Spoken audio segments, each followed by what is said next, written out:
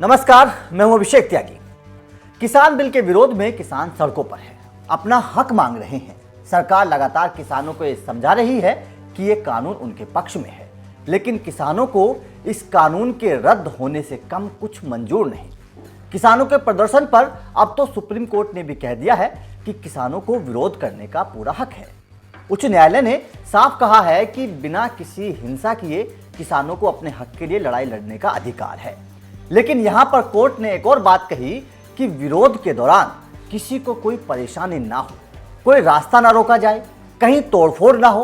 अब सवाल खड़ा होता है कि क्या विरोध करने का हमारा मूल अधिकार होता है, और अगर हां तो इसके अंदर क्या क्या शर्त होती है। तो जरा इस पूरे मुद्दे को ध्यान से समझिए। यह बात सही है कि विरोध करने का अधिकार संविधान के तहत हमारे मूलभूत अधिकारों में शामिल होता है, लेकिन इसके साथ शर्त भी होती है। वो ये कि विरोध प्रदर्शन शांतिपूर्ण होना चाहिए। इसमें आम लोगों और सरकारी मशीनरी के कामकाज में बाधा नहीं आनी चाहिए।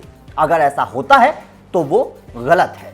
भारत के संविधान का अनुच्छेद 19A(b) के अनुसार विरोध करने वालों को शांतिपूर्वक और बिना हथियारों के जमा होने का अधिकार है। साथ ही संविधान के अनुच्छेद 19(1)(a) में लोगों को अभिव्यक्ति की आजादी का अधिकार भी दिया गया है। किसी भी तरह के धरना प्रदर्शन के लिए पहले से अनुमति लेना जरूरी है। कानून और व्यवस्था राज्य सरकार का मामला है, इसलिए इसको लेकर अलग अलग राज्यों में अलग अलग व्यवस्था है। लेकिन इसके लिए कुछ नियम कॉमन है जो तकरीबन हर जगह अपनाए जाते हैं। मसलन धरना प्रदर्शन से पहले पुलिस की अनुमति जरूरी है। इसके लिए पुलिस के परमिट और उनसे नो ऑब्जेक्शन सर्टिफिकेट लेना जरूरी है। अगर पुलिस को लगता है कि इससे इलाके की शांति को खतरा है और इससे तनाव या हिंसा के हालात पैदा हो सकते हैं, तो पुलिस परमिट देने से मना भी कर सकती है। धरना प्रदर्शन के बारे में हर तरह की जानकारी पुलिस को देना जरूरी है। पुलिस को यह भी बताना पड़ेगा कि धरना प्रदर्शन क्यों दिया जा रहा है, इसकी तारीख, तय समय सीमा और इसमें शामिल होने वाले लोगों की संख्या के बारे में भी पुलिस को बताना होगा कि यह विरोध प्रदर्शन है या फिर यह प्रदर्शन किन इलाकों से होकर गुजरेगा। अनुमति हासिल करने वाले का नाम, पता और फोन नंबर देना भी जरूरी है। अनुमति हासिल करने वाले के दस्तावेज मसलन पहचान पत्र, आवास प्रमाण पत्र, फोटोग्राफ और एफिडेविट देना भी जरूरी है। अब पाबंदियों के बारे में भी सुन लीजिए।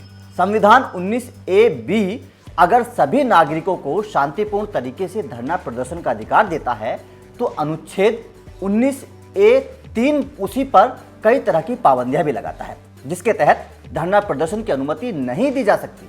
अब वो पाबंदियां क्या हैं?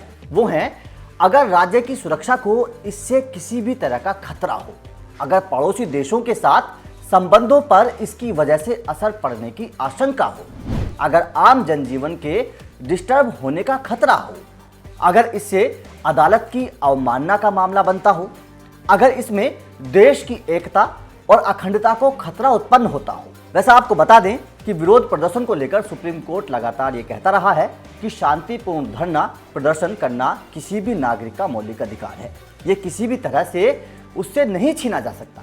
तो दोस्तों, ये थे विरोध करने और ना करने के पूरे नियम कायदे। वैसे आपका इस किसान आंदोलन को लेकर क्या कहना है, हमें कमेंट करके जरूर बताइए।